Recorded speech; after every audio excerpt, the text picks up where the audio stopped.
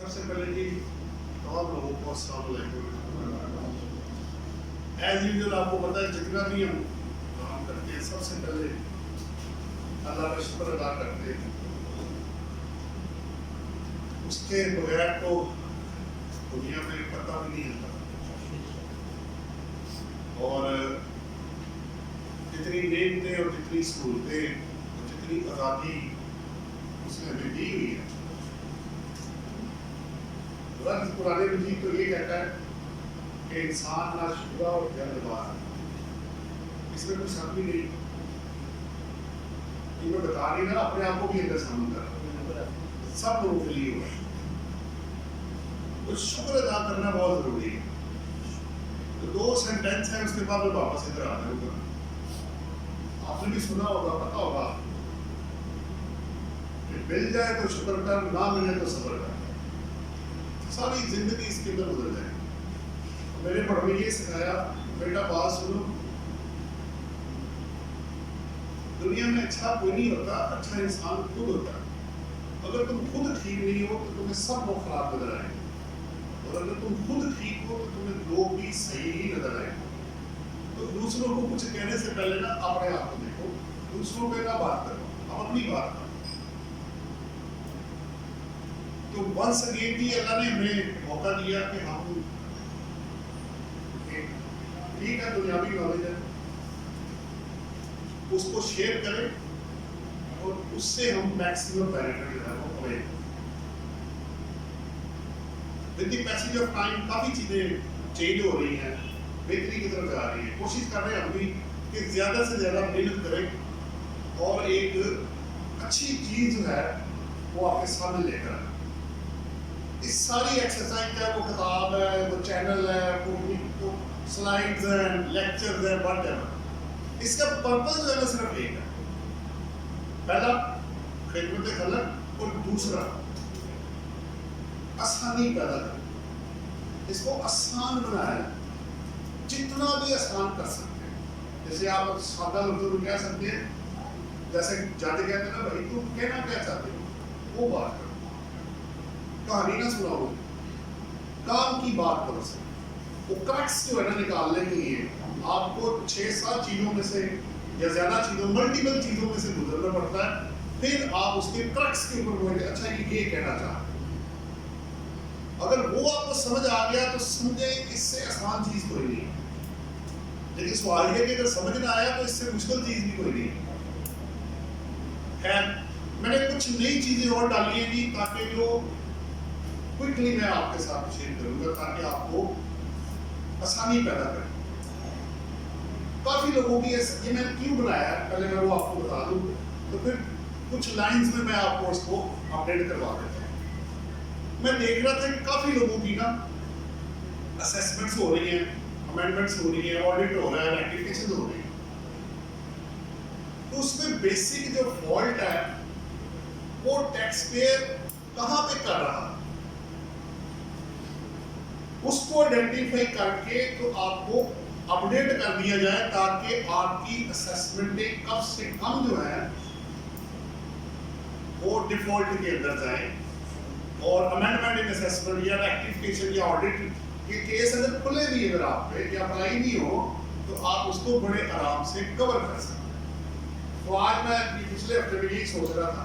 दूसरा, last week मैं गुजरावाला में था, तो प्री बजट सेमिनार करके अपने कुछ पॉइंट्स यूट्यूब चैनल जो मैंने आपको बताया उस पर अपलोड हमने कर दिया हो, तो उसमें आप वो वीडियो चेक कर सकते हैं, आपको सारी चीज़ें समझ आ जाएगी। और मटीरियल किसी को चाहिए हो, आप तो वैसे कल वैसे ही आपको पता बजट आ रहा है, अब तो पोस्ट बजट की बातें हो रही है। अब जो मैंने चार्ट आपके लिए बनाया है एक वो है, फिर मैं वापस सैलरी की तरफ आ जाऊँगा।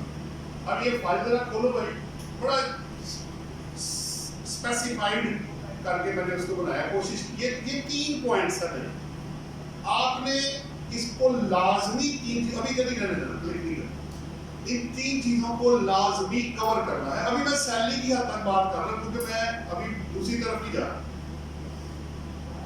डिडक्शन नॉट अलाउड, फिर रिकॉर्ड्स है 174, फिर 111, ये तीनों सेक्शन कनेक्टेड है आपकी सैलरी की पेमेंट के साथ।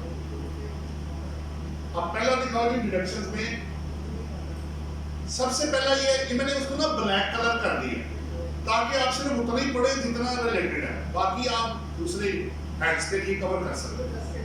वैसे बिजनेस इनकम के अगेंस्ट की एक्सपेंडिचर्स ये तकरीबन 14 डिफरेंट एक्सपेंडिचर्स हैं जो आप क्लेम नहीं कर सकते, लेकिन हमारा कनेक्टेड आ रहा है, कनेक्शन आ रहा है सैलरी के साथ।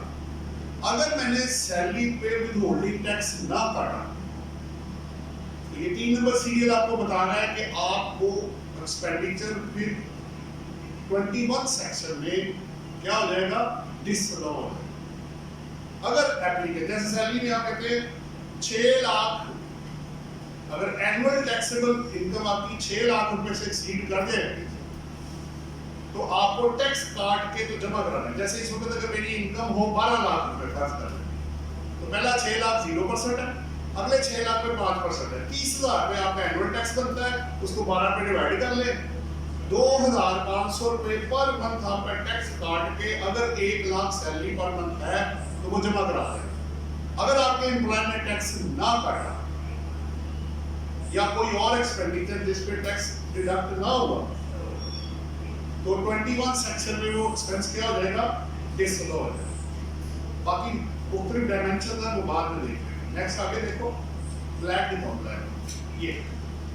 फिर आगे है पर्सनल और कैपिटल एक्सपेंडिचर। आप अगर कोई पर्सनल एक्सपेंडिचर कर रहे हैं, जैसे इसमें ये 10 नंबर वाला आप देख रहे हैं कि आप एओपी के मेंबर को सैलरी नहीं दे सकते।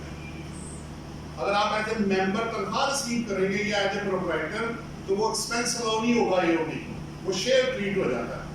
लेकिन कंपनी में एक सहूलत है कि आप डायरेक्टर्स को तनख्वाह दे सकते हैं, एम्प्लॉय डायरेक्टर। फिर नीचे है कि अगर आपने क्रॉस चेक के थ्रू पेमेंट ना की, ये तीसरी लिमिटेशन आ गई।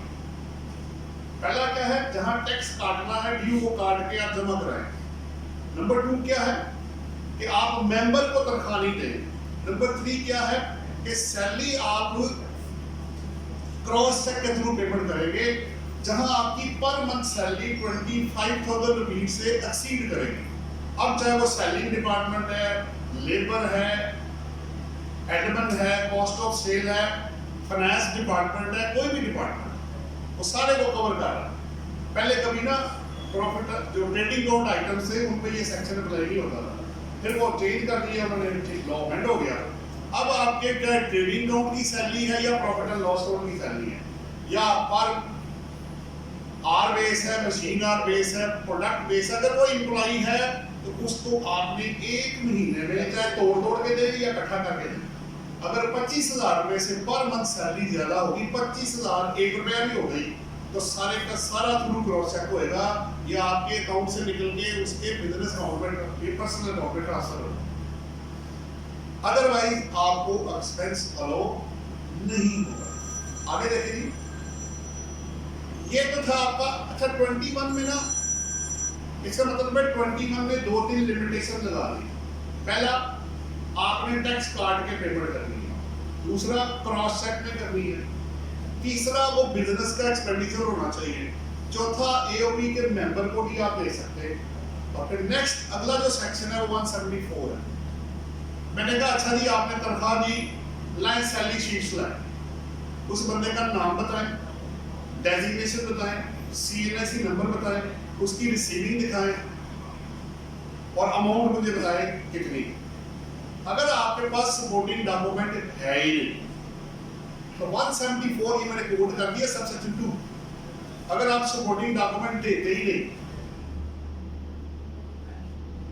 Number 1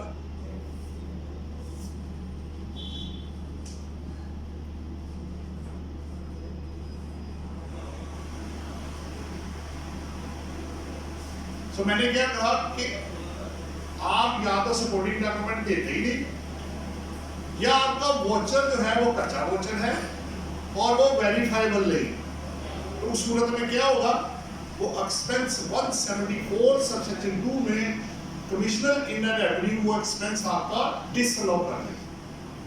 so you must have the supporting verifiable supporting document. कच्चे वच्चे चाहिए, कितने चाहिए मैं बना देता हूँ, लाइक प्रिंटर में से प्रिंट निकाल निकाल के डाल दूँ। भाई वेरीफाइबल होना चाहिए, कौन है बंदा भाई, करता क्या है आपके साथ, डेजिग्नेशन क्या है उसका।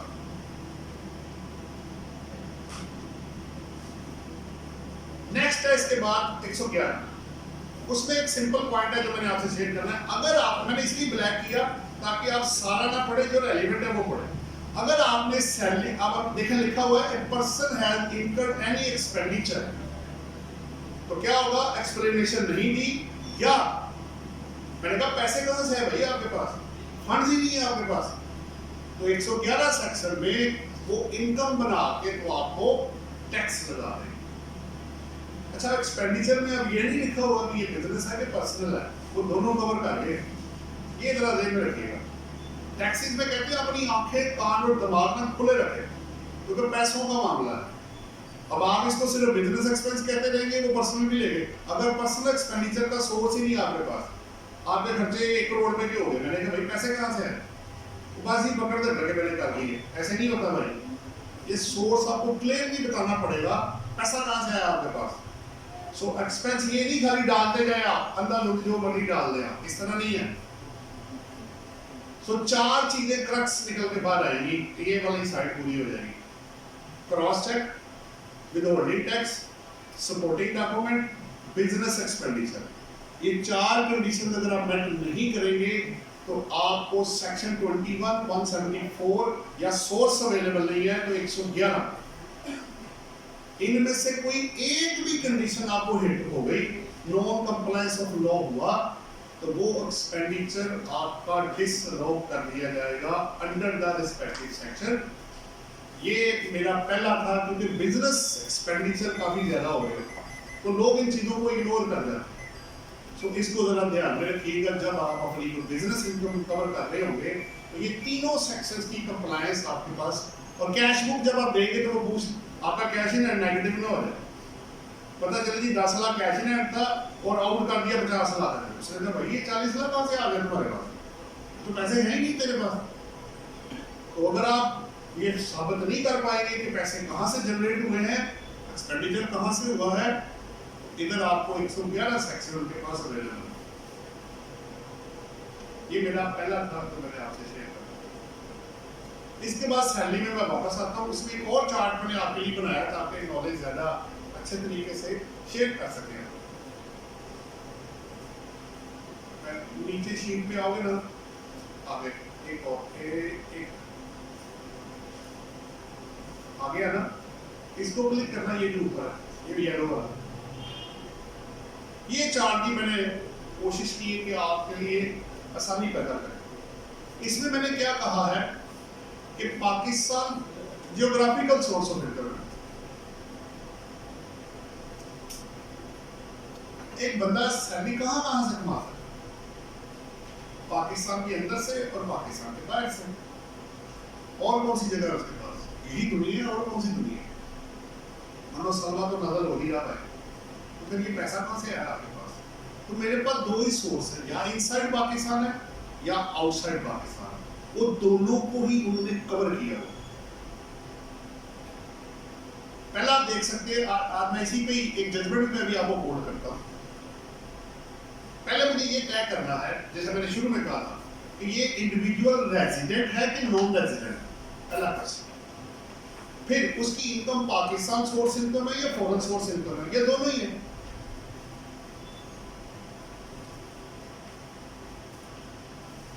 कि क्यों मैं डिटरमाइन कर रहा हूं, क्योंकि रेजिडेंट की वर्ल्ड इनकम पे टैक्स और नॉन रेजिडेंट सिर्फ उस इनकम पे टैक्स पे करेगा जो पाकिस्तान सोर्स इनकम में। ये मैंने कोट किया, आप देख सकते हैं। अच्छा, अब पहले कैसे पता लगेगा, 2 कंडीशन में से एक भी मेट हो जाए तो उस सैलरी इनकम को पाकिस्तान सोर्स इनकम समझा जाएगा। गवर्नमेंट सेक्टर में अगर आप फेडरल गवर्नमेंट, प्रोविंशियल गवर्नमेंट या लोकल गवर्नमेंट के एम्प्लॉई हैं, वेयर आर पोस्टेड, जैसे एम्बेसी में आप देखा होगा कि लोग एम्प्लॉई इधर होते हैं, पाकिस्तान एम्बेसी यूएसए में खुली है, वो वहां बैठ के काम कर रहे हैं। एम्प्लॉई वो आपकी फेडरल गवर्नमेंट का है, तो वो जो तनख्वाह उसको मिलेगी वो पाकिस्तान सोर्स इनकम बनेगी। अभी एक एग्जांपल मैं आपको एक केस कोड करने लगा हूँ। एक गवर्नमेंट का एम्प्लॉय था, वो पता कहाँ चला गया, वो फाटा में चला गया, जो पहले एग्जिस्ट करता था अब तो मर्ज हो गया। तो उसने जाके वहां कहा कि चूंकि मैं प्रोविंशियली एडमिनिस्ट्रेटेड ट्राइबल एरिया में आ गया हूँ तो मेरी इनकम एग्जेम्प्ट हो गई। उसने एग्जेम्पशन क्लेम कर ली, रिटर्न भी फाइल कर ली। बाद में नोटिस इशू हो गया कि भाई आपने टैक्स नहीं दिया। उसने कहा मेरी तो इनकम ही एग्जेम्प्ट है। उसने कहा कैसे? उसने कहा मैं पाटा के अंदर काम करता हूँ। उसने कहा काम तो तुम पाटा प्रोविंशियल एडमिनिस्ट्रेटेड ट्राइबल एरिया में करते हो, बट तुम एम्प्लॉय गवर्नमेंट के हो, तुम्हारी पोस्टिंग की वजह से तुम्हें छूट नहीं मिलेगी। अगर आप गवर्नमेंट एम्प्लॉय हैं वेयर एवर पोस्टेड, आपको अगर आप एग्जेम्पशन नहीं है तो आपको टैक्स देना पड़ेगा। इसे नेक्स्ट पेज निकालना, उसमें दिया होगा। ये मैंने वो कोड कर दिया, जजमेंट आपके सामने। ये कोयटा हाई कोर्ट की जजमेंट है और रेफरेंस भी साथ दिया हुआ है, जिसमें receiving salary from state extractive is taxable no matter where paid. अगर आप गवर्नमेंट एम्प्लॉय हैं, चाहे आप एम्बेसी के थ्रू बाहर बैठे हुए हैं या फटाफटा में चले गए या किसी और मुल्क में चले गए, जो कि गवर्नमेंट ने आपको पोस्ट किया होगा, चाहे वो ट्रेनिंग के लिए भेजे या वैसे पोस्टिंग आपकी कर दे उधर, तो वो जो इनकम आप कमाएंगे वो पाकिस्तान सोर्स इनकम बनेगी। नंबर 1। अब पीछे आ जाओ। अब दूसरा क्या है? दूसरा है received from any employment exercise in Pakistan wherever paid. वो और वाला आगे है, मैंने वो पहले कर दिया गवर्नमेंट वाला। ये क्या कह रहा है कि अगर आपकी एम्प्लॉयमेंट एक्सरसाइज इन पाकिस्तान में है, पेमेंट जहां मर्जी हो आप, तो ये एम्प्लॉयमेंट एक्सरसाइज का मतलब क्या है? मतलब अपॉइंटमेंट लेटर या आपके जहां मैं काम करूंगा वो, ये सोचना बहुत जरूरी है। ये डिफरेंशिएट करना बहुत जरूरी है। What do you understand by the term employment exercised in Pakistan? ये वर्कप्लेस जहां आप काम करेंगे।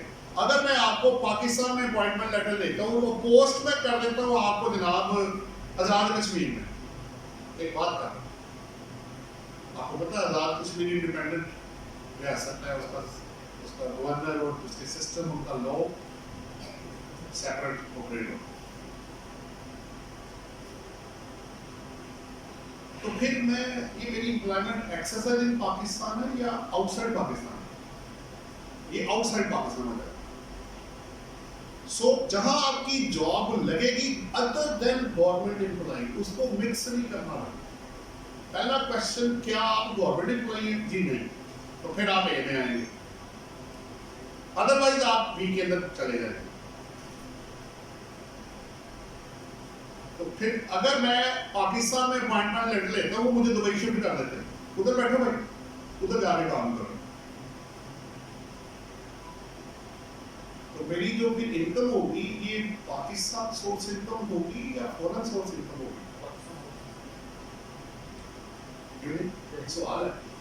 मुझे अपॉइंटमेंट लेटर दिया प्राइवेट सेक्टर, गवर्नमेंट सेक्टर नहीं, प्राइवेट लिमिटेड कंपनी थी, एबीसी प्राइवेट लिमिटेड। उसने कहा आप हमारे ऑपरेशंस को मैनेज करेंगे, बट आपकी पोस्टिंग हम कर रहे हैं दुबई में, वहां जाके आपने काम करना है और तनख्वाह भी आपको वहीं मिलेगी या इधर मिलेगी, उससे कोई फर्क नहीं पड़ता, क्योंकि लिखा वेयर एवर पेड। तो फिर मेरी फॉरेन सोर्स इनकम होगी, पाकिस्तान सोर्स इनकम नहीं बनेगी ना, अनलेस मैं गवर्नमेंट एम्प्लॉय ना बनूं। तो ये दो चीजें डिफरेंशिएट करना बहुत जरूरी था कि where is the employment exercise. तो फिर होगा क्या? रेजिडेंट नॉन रेजिडेंट के लिए 11 सब्सिडी 5 और 6 मैंने आपको कोड किया हो कि रेजिडेंट की वर्ल्ड इनकम पे टैक्स है और नॉन रेजिडेंट की पाकिस्तान सोर्स इनकम, तो वो तो देना है आपने। तो क्या ये पाकिस्तान सोर्स इनकम है? क्या ये बंदा रेजिडेंट है? ये दोनों चीजें या नॉन रेजिडेंट है? ये डिफरेंशिएट करना, ये डिटरमाइन करना रिटर्न फाइल करने से पहले मोस्ट इंपॉर्टेंट होगा। और आपको मैं पहले बता चुका हूं कि रेजिडेंशियल स्टेटस पाकिस्तान में इंडिविजुअल का नेशनैलिटी बेस्ड नहीं है, स्टे बेस्ड, उस पर पहले भी बात हो चुकी। अच्छा, ये तो होगी पाकिस्तान सोर्स इनकम। तो what about the foreign source income? उसका क्या करना है? उसका चार्ट एक मैंने ज्यादा डिटेल में बनाया है क्योंकि आपके काम आ जाएगा। मैंने कुछ केसेस में इसको इस्तेमाल भी किया। बाद में बताता हूँ कैसे। रेजिडेंट के लिए क्या जी 102 सेक्शन है। अगर आप एक्चुअली एम्प्लॉइज के लिए टैक्स डिपार्टमेंट का जो लॉ है एफबीआर का वो सॉफ्ट कॉर्नर रखता है। कैसे? वो ये कहता है कि any foreign source salary received by a resident individual shall be exempt from tax होगा if the individual has paid tax, foreign income tax on such salary, or his employer has withheld from the salary and paid the state revenue authority of the foreign country in which the employment was exercised. आप resident हैं, उधर दो column बनेगा। Resident के लिए कौन सी income? Foreign source salary. अगर मैंने उधर टैक्स पेड कर दिया एज ए रेजिडेंट के तौर, यानी मैं कुछ महीने पाकिस्तान में रहता हूँ, 183 दिन या उससे ज्यादा, और मुझे बाहर से भी पैसे आ रहे, मैं उधर भी जा रहा हूँ, 2-3 महीने काम करके वापस आ जाऊँ, पाकिस्तान से भी पैसे ले रहा हूँ या नहीं ले रहा हूँ, और बाहर से मुझे पैसा आ रहा है, लेकिन हूं मैं रेजिडेंट पाकिस्तान में। तो फॉरेन सोर्स इनकम पे अगर वहां टैक्स एप्लीकेबल था और मैंने दे दिया तो वो इनकम पाकिस्तान में टैक्सेबल नहीं हो। लेकिन अगर आपने वहां टैक्स ना दिया तब क्या होगा? तो फिर एग्जम्पशन पहले चेक करनी पड़ेगी, अदरवाइज पाकिस्तान में उस पर टैक्स लग जाएगा। ये पहला है रेजिडेंट। अब आ गया नॉन रेजिडेंट। तो नॉन रेजिडेंट की फॉरेन सोर्स इनकम तो पाकिस्तान में टैक्सेबल ही नहीं है, वो क्यों इधर जवाब देगा? वो आपकी ज्यूरिसडिक्शन में नहीं आता। आपका सेक्शन 1 क्या कहता है? It extend to whole of Pakistan. तो बंदा पाकिस्तान से बाहर है भाई, उसकी टेरिटरी के अंदर ही नहीं आता। एक एग्जम्पशन वो होती है जो लॉ देता है, एक एग्जम्पशन हुआ है कि आप इस लॉ के अंदर आते ही नहीं। तो मैं तो कहूँगा भाई मैं तो इधर हूँ ही नहीं, मैं तो सऊदी अरब में हूँ, मैं साउथ अफ्रीका हूँ, किसी और मुल्क में हूँ। तो वो जाने और उधर का कंट्री जाने, उधर पेड नॉट पेड, वो उनकी लड़ाई आपस में। आपके कानून का बीच में कोई लेना देना नहीं है। आप उसको नोटिस नहीं डाल सकते भाई आपने टैक्स नहीं दिया, वो कहते मैंने पाकिस्तान सोर्स इनकम तुम्हारी कोई नहीं, मैं क्यों टैक्स दूंगा? किस बात का टैक्स दूंगा आप? तीसरा सी है, ये बड़े इंटरेस्टिंग है। आगे जो 3 केस है सी, डी और ई। सी है शॉर्ट टर्म रेजिडेंट। अब कुछ लोग होते हैं वो पाकिस्तान में वक्ती तौर पे आ जाते हैं, लेकिन पैसा वो बाहर कमा रहे होते हैं या आ रहा होता है, तो उन्होंने उसको भी छूट दी है। अब इसमें लिखा हुआ है ऑल फॉरेन सोर्स इनकम क्या है, और सेक्शन कौन सा ऊपर कोटेड है? सेक्शन 50 है। An individual shall be exempt in respect of his foreign source income which is not brought या received if he is a resident only by reason of his employment and he is present in Pakistan for not exceeding 3 years। 3 साल से ज्यादा पाकिस्तान में नहीं है, बाहर से पैसा आपका आया लेकिन वो इधर नहीं आएगा। कोई भी इनकम जो बाहर आप कमाएंगे उसका चक्कर पता क्या है कि क्यों लड़ाई हो रही है? क्योंकि आप रेजिडेंट बन गए पाकिस्तान, लेकिन आप आ रहे शॉर्ट टर्म रेजिडेंट। क्योंकि हमने कानून 2 बंदों के बनाया, रेजिडेंट और नॉन रेजिडेंट। अब ये बंदा रेजिडेंट तो बना है लेकिन क्या है? शॉर्ट टर्म रेजिडेंट है, उसको छूट दी गई है। क्योंकि अगर आप उसको रेजिडेंट काउंट कर देंगे तो आप तो कहेंगे बाहर की इनकम पे टैक्स दो, उसका टैक्स क्रेडिट तुम्हें मिलेगा, आप उस तरफ चले जाएंगे। इसलिए छूट दी गई है कि अगर कोई बंदा वक्ती तौर पर पाकिस्तान में आया है तो उसको भी बाहर की income subject to fulfilment of conditions कि वो पैसा पाकिस्तान में ना आए। अच्छा, यहाँ सिर्फ सैलरी नहीं लिखा हुआ, यहाँ कोई भी इनकम है, चाहे वो बिजनेस है, प्रॉपर्टी है, अदर सोर्सेज है, कैपिटल गेन है, वो सब कुछ इसमें कवर कर रहे हैं। डी क्या है? डी वो है कि आप पाकिस्तान के सिटीजन थे, आप बाहर गए, कुछ अर्सा रहे, अब वापस आ गए, तो returning expatriate citizen of Pakistan coming back.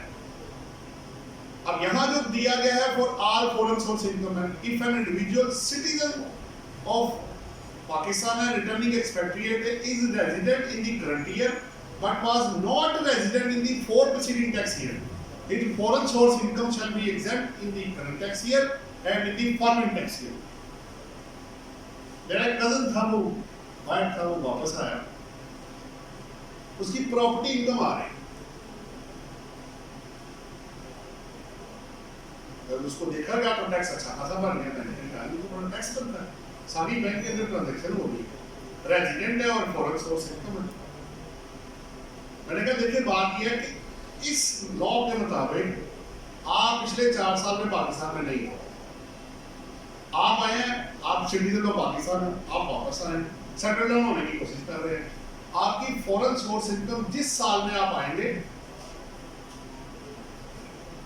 और वो जिस साल में आया था उस साल में वो रेजिडेंट नहीं बना, वो आया था मई में, तो अगले 2 साल और काउंट करने हैं कि अगले और 2 सालों में बाहर से वो पैसा आता है तो वो क्या होगा, उसके लिए एग्जेम्प्ट फ्रॉम टैक्स है, क्योंकि आप तो कहेंगे आप रेजिडेंट है तो फॉरेन सोर्स पे टैक्स दें आप। तो उनको देखिए, उनका कोई बंदा इधर आया टेम्परेरी, या हमारा वापस आया, या हमारा उधर गया, वो भी है, वो आखिर एंड पे वो भी देख ले, फिर कवर हो जाएगा। Individual living Pakistan during the tax year and remains abroad during the tax year, तो उसकी जो सैलरी इनकम कौन सी, फॉरेन सोर्स सैलरी, वो एग्जेम्प्ट फ्रॉम टैक्स है सेक्शन 51 में। तो जो उनके लोग आए उनको भी छूट, जो हमारे लोग उधर गए, देखिए तनख्वाहदार तबके के लिए किसी मुल्क में जाके सेटल होना आसान काम नहीं है।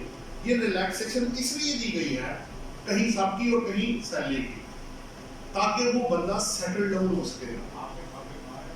ये बड़ा क्लियरली वर्डिंग है इसके अंदर। तो मैंने 2-3 जगहों पे ये जो सेक्शन है इसको यूज किया। आपके कुछ सवाल हो गए तो फिर बाद में इसको देख। ये आपका जी पहला था मेरा एक्सपेंडिचर का चार्ट। दूसरा मैंने आपको ज्योग्राफिकल सोर्स ऑफ इनकम यानी पाकिस्तान सोर्स इनकम और फॉरेन सोर्स इनकम पे डिस्कशन करनी थी। 2 पॉइंट मेरे कवर हो। अब आपका सेक्शन 13 मैंने शुरू किया हुआ था परपोजिट्स वाला, 12 मैंने करा दिया था, 13 परपोजिट्स वाला, ताकि 12, 13, 14 इनकम साइड भी पूरी हो जाए ना आपकी।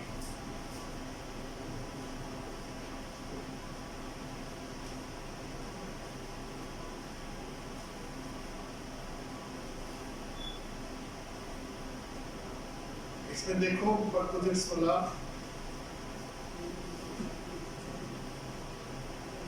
अच्छा 2 तो ये थे, फिर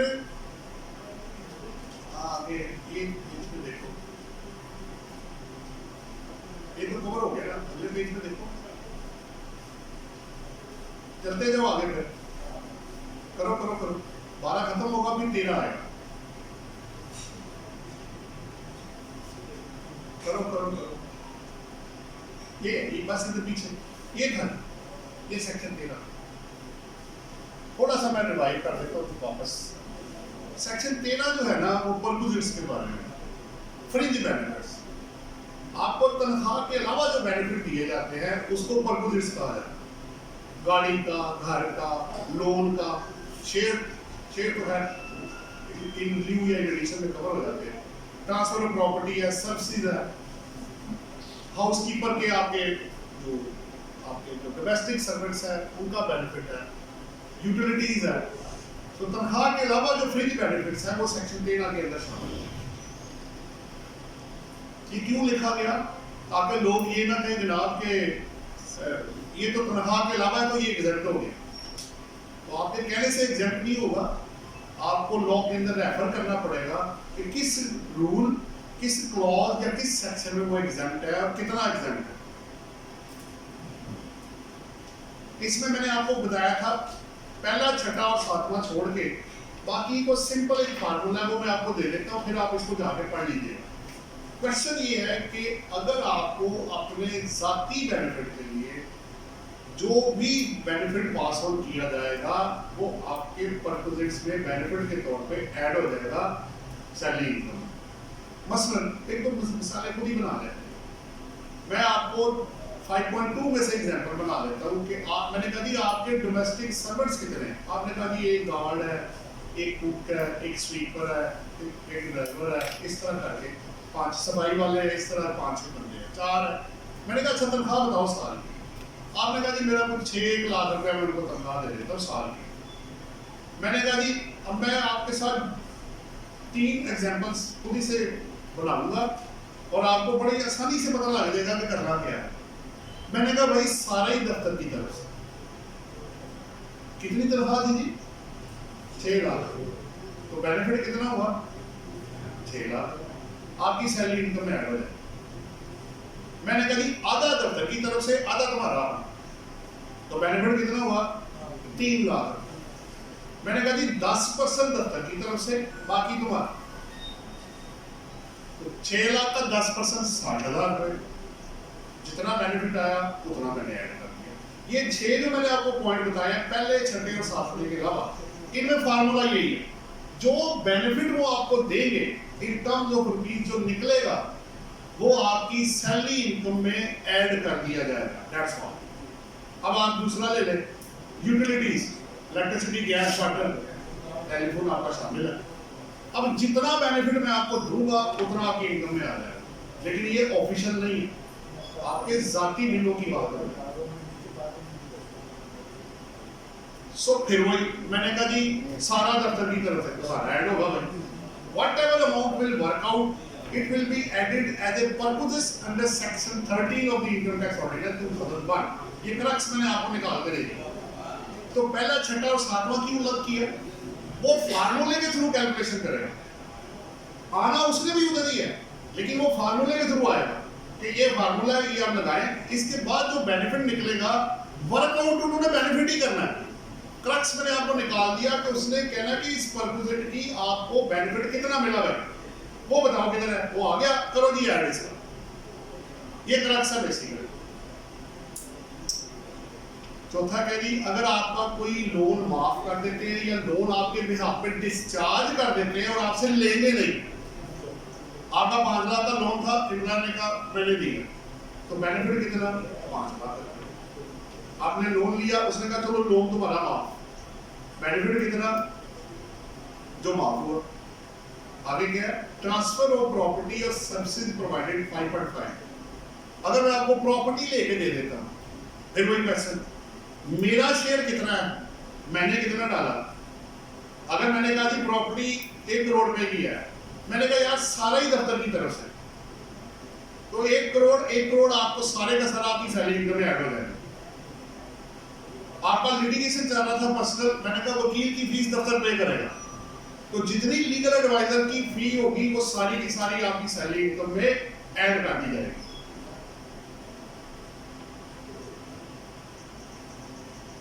आखिरी, इनके अलावा अगर आपको कुछ मिला 5.8, तो वो भी असल में आपको पता है हर दौर में फनकार लोग पैदा होते हैं, स्मार्ट लोग, वो लोगों को भी सिखाते हैं और टैक्स डिपार्टमेंट को भी सिखाते हैं। तो एक बंदे ने कहा जी मेरे पास एक ऐसा बेनिफिट है जिसका ऑर्डिनेंस में जिक्र ही नहीं है, तो मैं एग्जेम्प्ट हो गया। उसने कहा जनाब वो एंड वाला पड़ेगा। इसी तरह इनकम में भी आपको क्या लगता है income from other sources head क्यों बनाया गया था? कि अगर स्पेसिफाइड हेड्स में कोई ना आया तो वो ऑटोमेटिक किस में फॉल करेगा? वो अदर्स में चला जाए। तो गर्ज ये है कि देखने में 5 हेड्स ऑफ इनकम है, बट टेक्निकली सब कुछ ही है। आप सारे मिलकर सोचें, कोई इनकम आप सोचें, आप इन 5 हेड से बाहर नहीं निकल सकते, क्योंकि जो चौथे में नहीं 4 में नहीं आएगा वो 5 में चला जाएगा। रही सी कसर पाकिस्तान सोर्स इनकम, वो फॉरेन सोर्स, वो भी उन्होंने बता दी, वो भी वो कवर कर गए। हाँ, जहां छूट है, जहां एग्जम्पशन है, वो अलग चीज, वो अपनी जगह। पहले इनकम होगी तो एग्जम्पशन मिलेगी ना जनाब। एग्रीकल्चर इनकम एग्जेम्प्ट है, तो इनकम आएगी तो फिर एग्जेम्प्ट होगी ना, कि है ही कुछ नहीं तो आप एग्जम्पशन ले सकते। एग्जम्पशन किस चीज की ले रहे हैं आप? That must exist and only then the exemption will be there. बाकी रह गए 3, पहला, छठा और 7।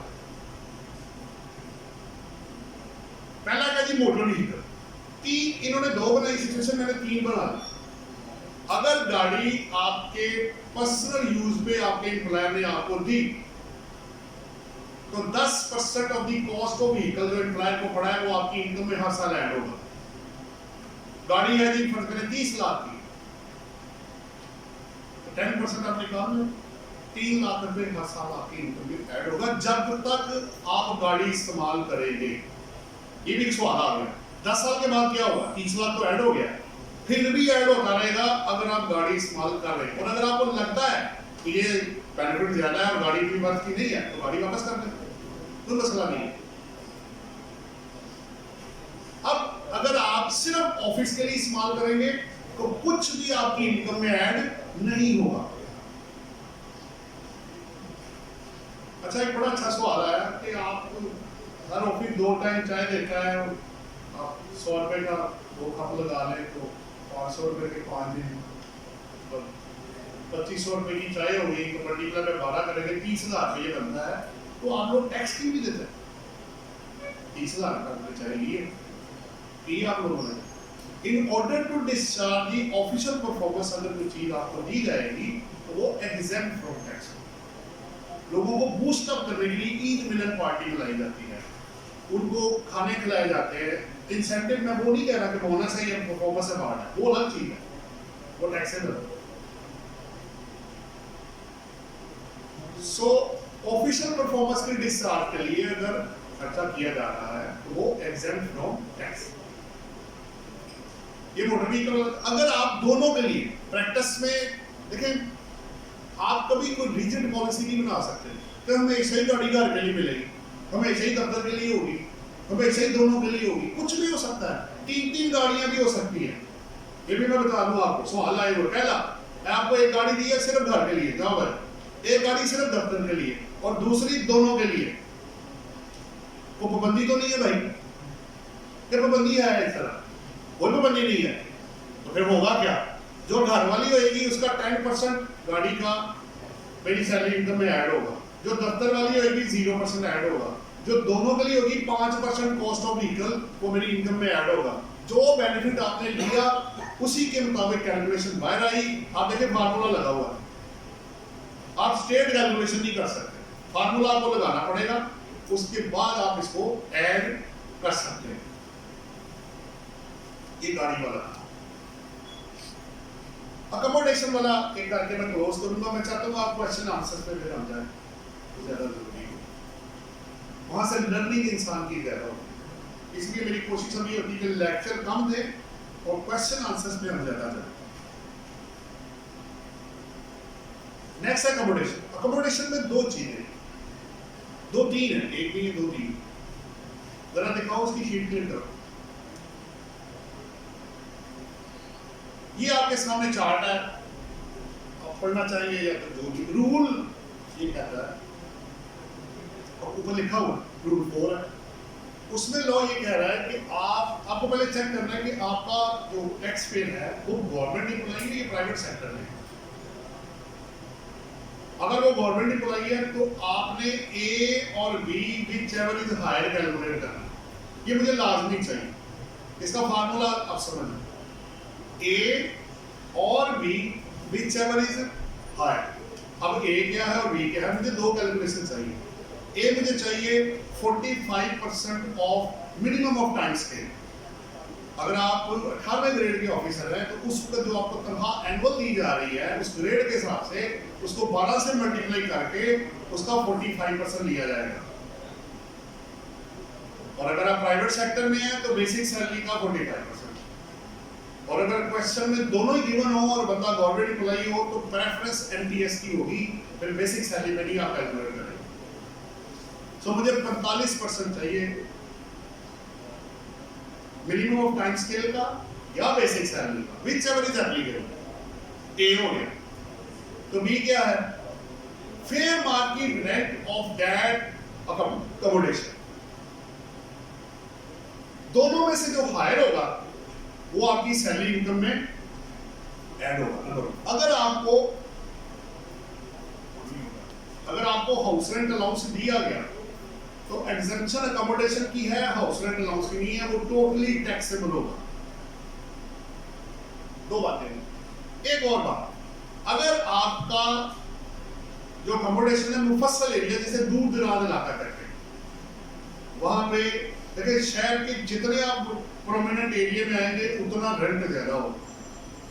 मैं कहता हूँ जनाब मैंने डीएचए में रहना, मैं लाख में मक्खी नहीं बैठने देता, उसके अलावा मैंने रह नहीं गई। तो वहां तो भाई अगर 5 मरले का भी घर होगा, लाख रुपए से तो कम तो मिलना ही कुछ नहीं हुआ। ये मैं मिनिमम बता रहा हूँ, ज्यादा वो जो भी करे, इससे कम तो बहुत मुश्किल हो जाएगा। वो नहीं देगा आपको, तो नहीं भाई ये तो सूट नहीं करता। जितना मैं दूर दराज इलाके में जाऊंगा, रिमोट एरिया में जाऊंगा, वहां पे रेंट कम होगा, तो वहां पे 45% की जगह पे 30% आ जाएगा। So percentage according to the facility provided by the employer to the employer. अब एक एग्जांपल आगे है, जरा आगे दिखाओगे। इसमें सवाल ये है कि आप देख सकते हैं ये बंदा, ये खातून है जी, मिस हीरा है, HBL की एम्प्लॉई है, बेसिक सैलरी 18 लाख रुपए पर ईयर है। और आप देख सकते हैं पहला पॉइंट, दूसरा जो पहला लगा हुआ है, company has paid 8,50,000 as annual rent for accommodation provided to managing director.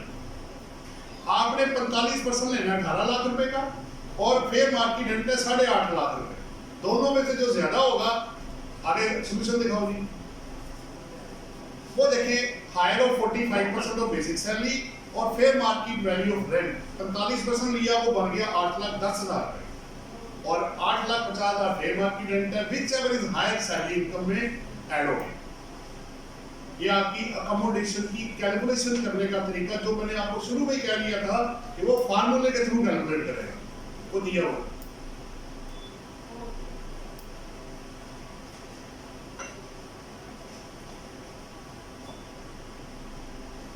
अभी मैं इसको सवाल जवाब शुरू करूं या मैं और थोड़ा सा कर दूं, जैसे आप लोग कहें। इसका एक और एरिया में भी बाकी है, इंटरेस्ट फ्री लोन का। अगर वो कर लेंगे तो पर्पसेस सारे खत्म हो जाएंगे। मेरा हाल पर्पसेस आज क्लोज कर ले। आओ जी, फिर आप अच्छा उसके पीछे आओ, तो उस पर क्लिक करोगे तो वो वहां पहुंच जाएगा। नहीं इधर नहीं, इधर ही आप उसी शीट में वापस जाओ, पर्पसेस में जाओ, नीचे जाओ, आगे चलो, चलते जाओ, आगे जाओ। सेक्शन 13 था ना, 13 के अंदर लिंक लगा हुआ है, ये पीछे ये आपका 5.7, उसका लिंक क्लिक करो। अच्छा, ये क्या है? ये है कि अगर आपका एम्प्लॉयर अपने एम्प्लॉय को लोन देता, क्या देता जी? लोन, इंटरेस्ट फ्री लोन या लोन एट कंसेशनल रेट। इन्होंने एक बेंचमार्क सेट किया हुआ लॉ में। बेंचमार्क ये कि आपने अपने एम्प्लॉय को 10% से कम पे लोन नहीं देना। क्या कहा मैंने? इसमें पहले छोटे लोन्स को माफी है, एक्सक्लूजन है। कितनी अमाउंट? 10 लाख लिखा हुआ है। अगर आपका लोन इक्वल और लेस देन 10 लाख होगा, क्या होगा? उसने कहा कि अब आपको लोन पे भी इतराज हो गया, मैं इतनी मेहनत करता हूँ, अगर मेरे एम्प्लॉयर ने मुझे को पैसे दे ही दिए तो आपको मुसीबत पड़ गई।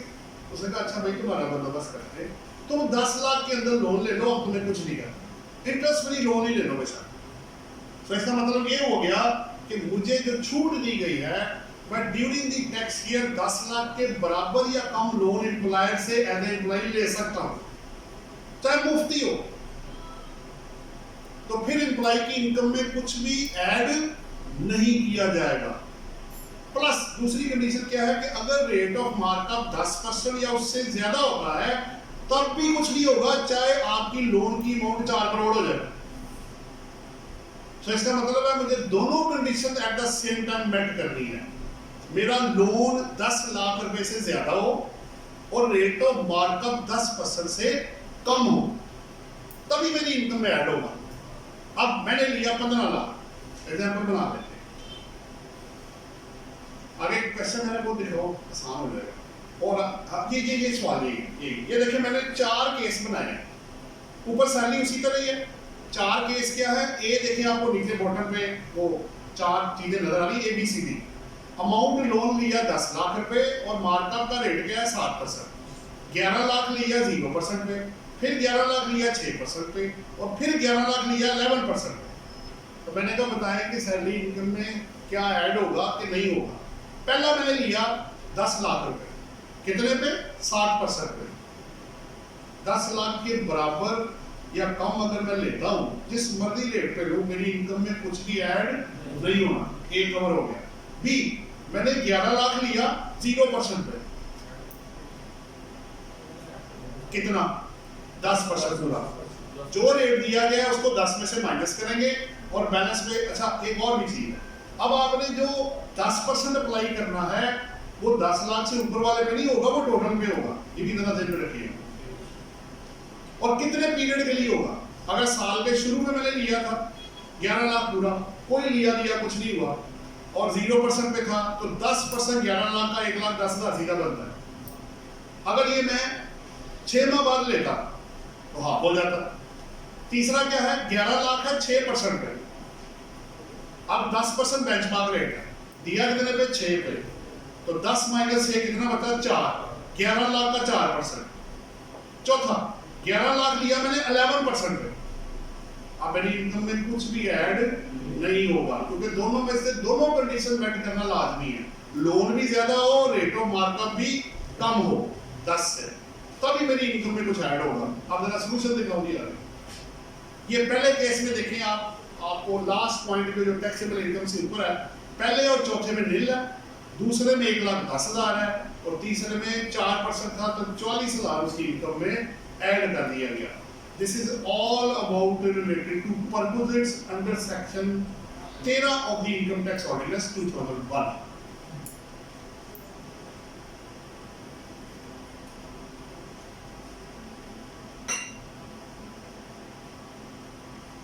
तो इससे पहले कि आपको नींद आनी शुरू हो और आप कहें कि ये बड़ा ही खुश्क सब्जेक्ट है, हम इसको कन्वर्ट कर देते हैं क्वेश्चन आंसर सेशन।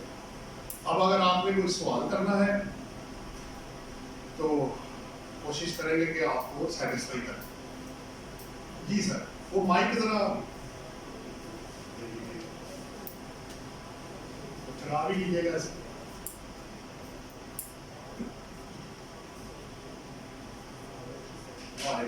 सॉरी मैं उस पर आपको इसलिए नहीं एंटरटेन किया कि क्वेश्चन हमने एंड पे रखे हुए।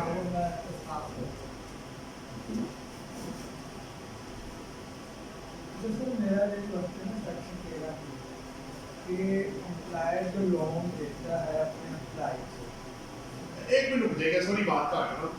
आप जरा जेब में रखिएगा, अभी आपने सैलरी से कनेक्टेड सवाल करने हैं।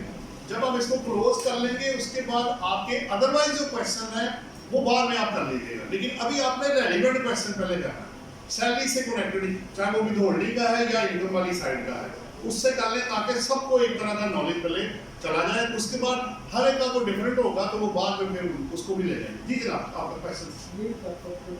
जी जी, कि जो एम्प्लॉय ने लोन दिया अपने एम्प्लॉय को, अच्छा अब वो एम्प्लॉय को जो इनकम बन गई ना, अब एम्प्लॉय का वो एक्सपेंस होगा।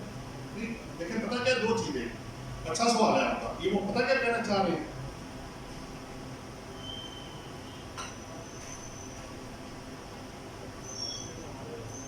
देखिए लॉ ने ये कहा, जैसे ये इसी को पकड़ लेते, ये जो 1,10,000 दूसरे केस में ऐड हुआ है, वो सर ये कह रहे हैं कि इस 1,10,000 को एम्प्लॉयर का एक्सपेंस बना दें, ये कहना चाह रहे हैं आप, ये कहना चाह रहे हैं।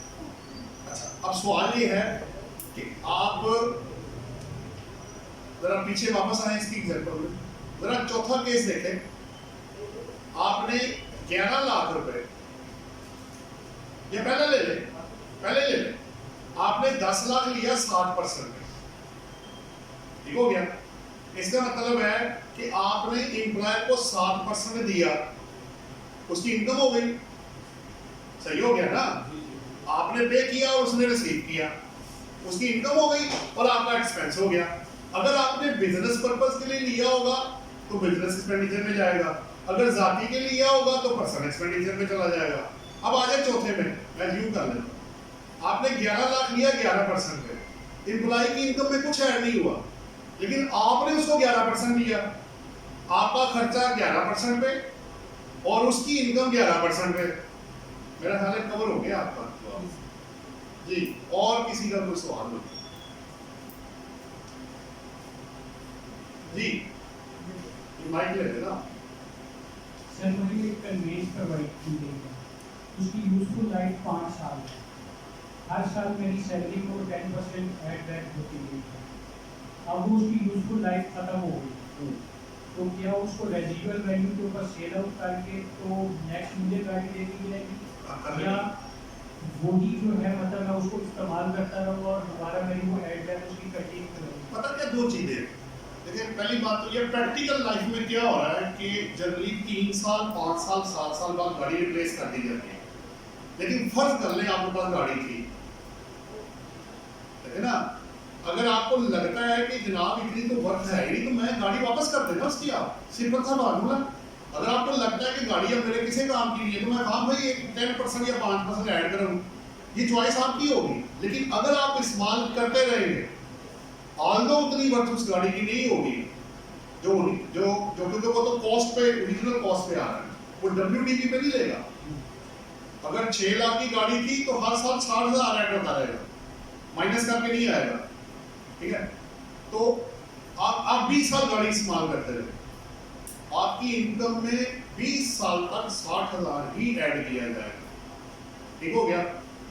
ये अब आपकी चॉइस है ना कि आपने उसको कैसे लेके चलना जी। और भी और कोई क्वेश्चन तो नहीं, आप उनको दे दी वो क्वेश्चन का। मेरा क्वेश्चन ये है कि मेरा वो फॉरेन इनकम कमा रहा है, फॉरेन इनकम को मारा फॉरेन इनकम जो बाहरी है, अब वो पाकिस्तान पैसे भेजता है अपने अकाउंट में, तो उसको क्या ट्रीट करेंगे? अगर वो पैसे भेजता है किसी भाई के अकाउंट में या किसी के अकाउंट में, तो फिर उसके रिटर्न में हम क्या करें? तो 2 क्वेश्चन हो गया, जी एक उसने भेजा अपने अकाउंट में और एक उसने भेजा अपने रिलेटिव के अकाउंट में, ऐसे कर लें, आसान हो जाएगा जरा। देखिए जहां तक पहली स्टेज है, पहला केस है, अगर वो अपने अकाउंट में पैसे भेज रहा है तो इसको फॉरेन सोर्स इनकम ट्रीट किया जाएगा क्योंकि उसी की इनकम है। लेकिन अगर वो दूसरे के अकाउंट में भेजेगा तो फिर होम रेमिटेंस के तौर पे आएगा। इसके वो जिसके अकाउंट भेजेगा उसके पहली बात है, आप देखे ना, उसने रिलेटिव को पैसा दिया है, अल्लाह के वास्ते थोड़ी दिया उसने। या तो आपके हालात खराब है, या उसकी कोई प्रॉपर्टी बनाना चाह रहे हैं, या किसी जरूरत के तहत पैसा है। बाहर वाला बंदा आपको किस खुशी में पैसे भेजेगा? अगर ये होगा कि वो रिलेटिव के अकाउंट में भेज जाए, ठीक है, लेकिन वो एसेट उसका बन रहा है, हाँ तो ठीक है, तो बना दे उसका एसेट, किसने मना किया? आप पैसे होम रेमिटेंस तौर पे लेके देखिए, दो ऑप्शन आपके पास हो सकती है। बेहतर ये है कि होम रेमिटेंस डालें और उसके नाम का एसेट क्रिएट कर लें, पेमेंट आप कर दे, आपका काम खत्म हो गया। और क्या मसला है इसके? इसने भेजा है उसके का फॉरेन इन्वेस्टमेंट ए ने बी को भेजा ना, तो वो बी के पास, अब देखिए 2 ऑप्शन है, आप फॉरेन रेमिटेंस या आप लोन भी ट्रीट कर सकते हैं। लोन में फिर क्रॉस चेक के थ्रू ट्रांसफर हुआ होगा, आपके अकाउंट से अकाउंट में ट्रांसफर हुआ है, तो आप लोन भी शो कर सकते हैं। लोन शो करके तो बाद में लोन को डेबिट करके तो आप पैसा उसके नाम पर परचेज कर दीजिएगा, या होम रेमिटेंस के तौर पे ले लें तब भी ठीक है, क्योंकि पैसा तो आपका है नहीं है, पैसा तो उसका है। अब वो या एक्सपेंस के लिए या एसेट के लिए उसने आपको भेजा, वो आपको कवर करना बाद में, ताकि उसकी कवरेज की जा सके। एसेट उसके नाम का सेंड कर जाएगा, वो उसका होगा। और कोई क्वेश्चन है आपका जी? वो उनको दे।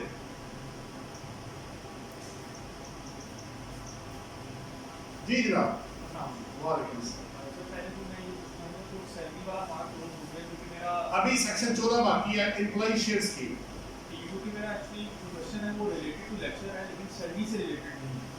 नहीं, वो फिर बाद में कीजिएगा ना, वो आपको बाद में मैं मौका दूंगा। पहले एक चीज पूरी कर लेना, चाहे वो रेसिपिएंट है या पेयर है, इस एंगल से पहले कवर कर लें। जब आप वो कर देंगे तो फिर मैं आपको ओपन कर दूंगा। चले ये बात, अगर आपने सैलरी से कनेक्टेड कुछ करना, वो पहले क्लोज कर, एक चीज पहले खत्म कर लेगा, उसके बाद दूसरा भी कर देता हूँ। हाँ जी, फिर दूसरा ओपन कर दे जी, दूसरा कर ले। अब जो 4-5 क्वेश्चन और बनते हैं जी, बिस्मिल्लाह करें, आपसे ही कर लेते हैं। सर जो सेक्शन 12 जब आपने thing about foreign source income और नॉन रेजिडेंशियल इनकम के बारे में। मैं बहुत उससे रिलेटेड है एक तो जो फ्रीलांस इनकम आ रही है, तो लोग फाइवर पे और अपलोड वगैरह पे काम कर रहे हैं, उनको फ्रीलांसिंग इनकम आ रही है, बाहर से उनके अकाउंट में आती है इन डॉलर्स या इन कन्वर्टेड रुपीज़, तो उसको हम ट्रीट किस तरह करेंगे रिटर्न।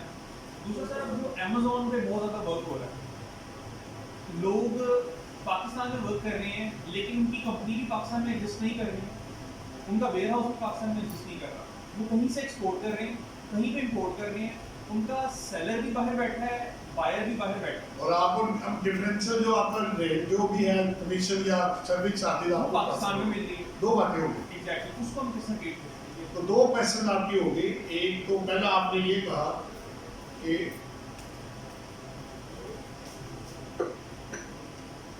पहला आपका किससे कनेक्टेड था? फ्रीलांसिंग। देखिए इसमें ना दो तीन चीजें, अगर आप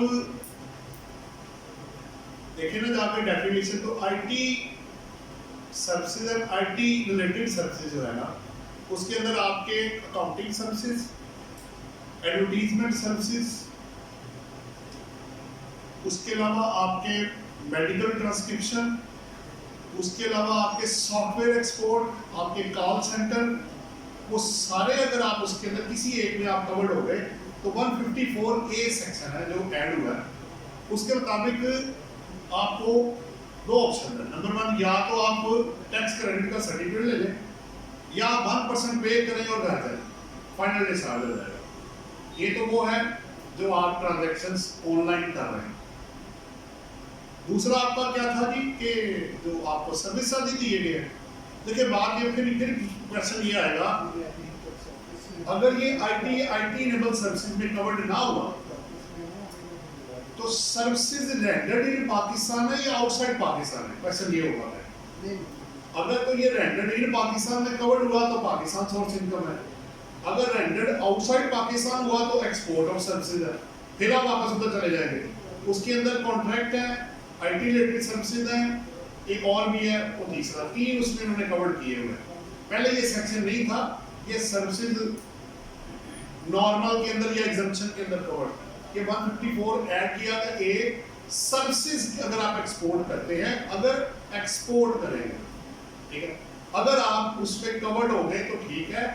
अगर ये पाकिस्तान सोर्स इनकम निकली तो फिर पाकिस्तान में एज ए रेजिडेंट के तौर पे आपको इसके ऊपर टैक्सेशन चार्ज करनी पड़ेगी, जो भी फिर आपका मिनिमम या जो भी लोग कहेगा उसके मुताबिक आप जाएंगे। मेरा ख्याल है एक स्टार्टअप है, एक ऑनलाइन पे भी कोई रिड्यूस रेट भी है, कुछ इस तरह करके भी है। अभी एग्जैक्टली मैं पाकिस्तान वाला जो है उसमें सर्विसेज तो हम या मिनिमम के अंदर या नॉर्मल के अंदर ही कवर्ड है। एफटीआर वाला तो ऐसा हमें उसके अंदर नजर नहीं आ रहा जो आप क्वेश्चन कर रहे हैं। वो लोकल जब आप सर्विसेज लेंगे ऐसे ही, वो भी तब कि अगर आप उसके अंदर फॉल करेंगे। आईटी बिल्कुल सही कह रहे हैं, आईटी रिलेटेड सर्विसेज जो है अगर आप लोकल करेंगे तो 3% में है। सिक्योरिटी सर्विसेज आपकी जो आउटसोर्सिंग मैन पावर उसके अंदर है, उसमें कोरियर सर्विसेज है, और भी काफ़ी लिस्ट है 14, 15, 16 को आइटम डिफरेंट सेक्टर है कि उस पर 3% जो है वो मिनिमम टैक्स जो है वो चार्ज किया गया। आपका दूसरा सर ये जो सर्विसेज नहीं फ्रीलांस से रिलेटेड बोल रहे हैं, अब अमेज़न पे लोग कर रहे हैं ट्रेडिंग, वो माल उठा रहे हैं एक जगह से और माल को बेच रहे हैं। नहीं, उसमें भी दो चीजें, अगर तो आप अपने नाम की इनवाइस खरीद रहे हैं और खरीद के बेच रहे हैं फिर सिचुएशन डिफरेंट है। अभी आपने ये कहा कि अभी आपने खुद ही मुझे ये कहा कि सेलर भी बाहर है, बायर भी बाहर है, और जिसने देना वो भी सप्लाई करना, वो सारे आपस में जो भी जारी बात है, दोनों अगर बाहर है तो इसका मतलब है कि उसने इनवाइस फिर उस बंदे को दी है, आपको नहीं दी। अगर आप खुद खरीद के बेच रहे होते फिर सिचुएशन डिफरेंट होती, फिर तो आप इंपोर्ट करके पाकिस्तान में चीज आएगी या डायरेक्टली उधर से उधर जाएगी। वो फिर दो सिचुएशन है ना, या तो मैं यहाँ लेकर आके फिर एक्सपोर्ट कर दूँ या मैं डायरेक्टली उसको सप्लाई करूँ। तो फिर बीच में जो इनवाइस का डॉक्यूमेंट है वो किसके नाम का बना है उसको चेक करना पड़ेगा। फिर इसका पार्टी के साथ कॉन्ट्रैक्ट क्या है वो भी मुझे कॉपी लेनी पड़ेगी, उसको चेक करके तो फिर आपको जो वे आउट है वो बताया जाएगा। आपका कोई और सवाल जी? किसी और का जी?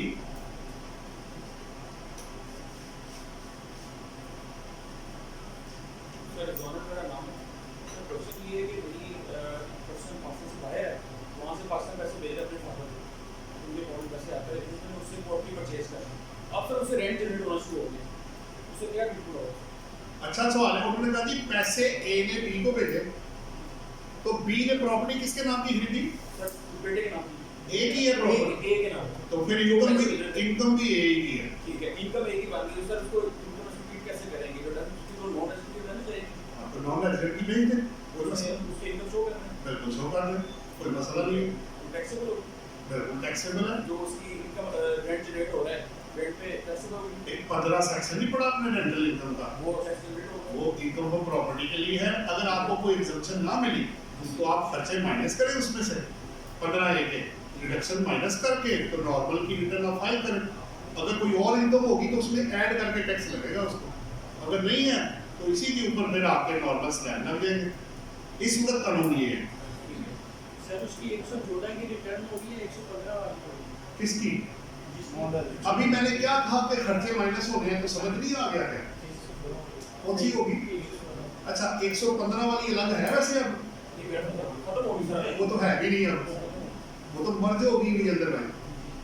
ये सजेशन हमने दिया था उसको अलग करें, लेकिन वो अब उसका हिस्सा ही है, अंदर ही है उसके। जी तो नॉन रेजिडेंट है, तो नॉन रेजिडेंट की रिटर्न नहीं फाइल होगी? हो जाएगी, कोई मसला नहीं। वो कौन सी रिटर्न नहीं होगी? इसलिए बात ये कि एक और रेंट आ रहा है, एक नॉन रेजिडेंट है, हाँ जी, तो कोई मसला नहीं, नॉन रेजिडेंट नॉन रेजिडेंट की रिटर्न फाइल करें। इनकम तो पाकिस्तान सोर्स इनकम है ना, बंदा नॉन रेजिडेंट है तो टैक्स तो देना ना आपने। अगर बनता है तो जो भी एग्जम्पशन या टैक्स रेट देख के जो बनता होगा वो आप पे करेंगे, अगर बनता होगा तो। ठीक, हाँ जी, उसकी भी ये है, उसका भी मैं आपको बता देता हूँ। अच्छा किया आपने सर हाईलाइट किया।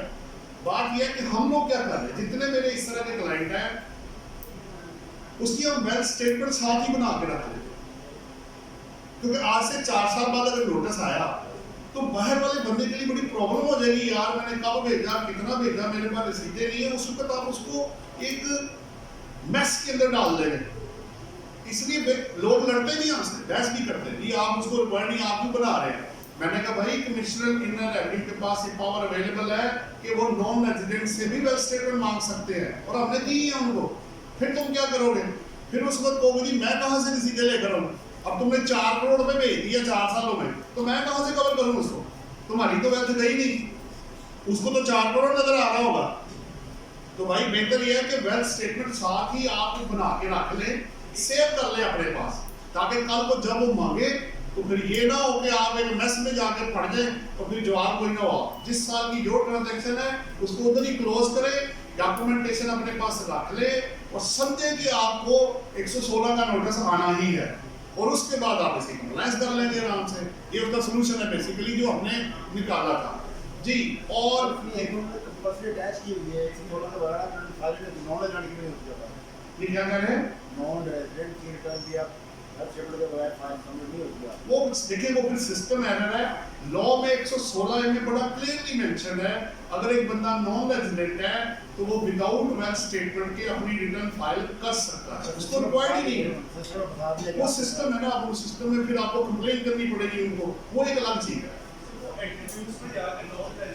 तो वो कह रहे हैं उसको करने के बाद क्यों नहीं कह रहे हैं, वो कह रहे नहीं हो। लेकिन मेरे पास ऐसी कोई केस नहीं आया, हम तो नॉन रेजिडेंट की विदाउट वेल्थ स्टेटमेंट भी कर रहे हैं। आपको कैसे प्रॉब्लम आ गई? एट्रीब्यूट्स में जाके पहले नॉन रेजिडेंट को क्लिक करें, वो आपने वो नहीं किया होगा, आप खुद ही अज्यूम कर रहे हैं कि ये नॉन रेजिडेंट है। सिस्टम को भी तो बताएं ना। एक केस में हमारे बल्कि एक हुआ, को भी नॉलेज पर्पज के लिए शेयर कर देता हूँ।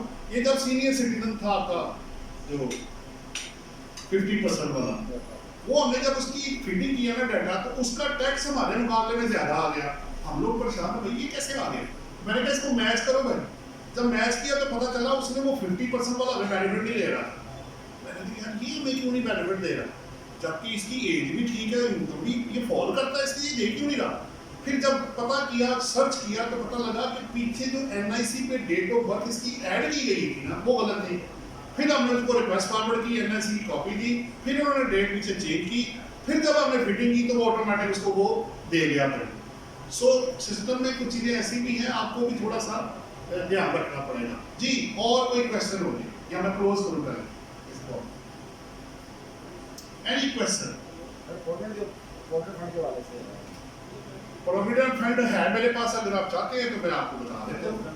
हाँ, मेरे पास इसमें अवेलेबल है, अगर आपको क्वेश्चन करना चाह रहे हैं तो कर सकते हैं। इसमें मेरे पास चार्ट पड़ा हुआ है इसके। तो उसमें सर मैं सुना चाह रहा हूँ 3 इयर्स के जो लाइफ है उनको 50% बोल देते हैं, 50% कंपनी देती है। अच्छा, तो 10 सिमेट्री का साथ करने जाते हैं तो गवर्नमेंट फंड का बहुत ज़्यादा हो गया होता है। उसमें देखिए होता ये है कि जो देखिए आपने सैलरी अपनी लिया ग्रॉस, उन्होंने जो आपको देना है वो तो जब आप रिटायर या जो भी होगा तब मिलेगा। उसमें रिसीवेबल के तौर पे शो कर, ये ऐसे ही है जैसे आपने इंश्योरेंस कराई हो किसी से, तो इंश्योरेंस की पेमेंट को आप जमा करें ना उसके अंदर। तो कल को एकदम से 50 लाख आ गया तो उसने कहना ये कहाँ से आ गया आपके पास, तो आप कहेंगे ये तो इंश्योरेंस का है। उसने कहना इंश्योरेंस एक्सपेंस आपने डाला कोई नहीं, तो पैसे कहाँ से आ गए। तो इसी तरह रिसीवेबल को भी स्टैंड कर लें, क्योंकि जब ये पैसा आएगा, ठीक है, वो फिर एक अलग इशू है कि रिकॉग्नाइज है, अनरिकॉग्नाइज है या गवर्नमेंट का, उसके मुताबिक फिर टैक्सेबिलिटी आपकी बाहर आएगी। ठीक है, रिसीवेबल आप अपना अदर्स में जाके उसमें शो कर ले आप। सर उसमें जो कौन सी कंट्रीब्यूशन टोटल या जो एम्प्लॉय की कंट्रीब्यूशन है सर सब करना। आपने जब सैलरी रिटर्न में डाली थी और कंसीलिएशन में डाली थी, वो कौन सी डाली थी? ग्रॉस थी, तो 2 दफा रिसीवेबल स्टैंड करना, एक इनकम में भी लेगी और उधर से रिसीवेबल भी स्टैंड करी जा रहे हो। अपना तो नहीं करोगे ना, अपना तो ले चुके हो। अब 2 चीजें ना, उन्होंने आपको काट के दिया होगा।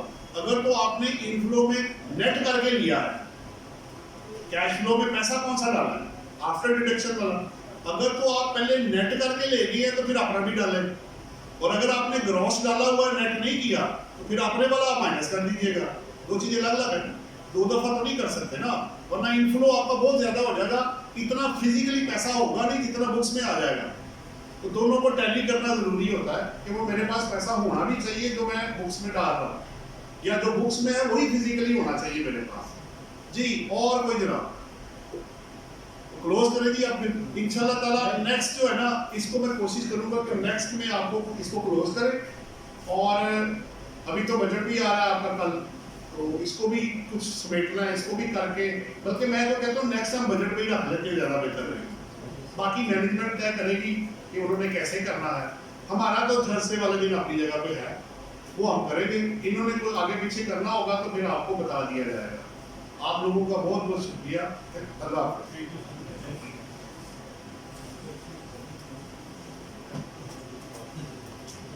Thank you.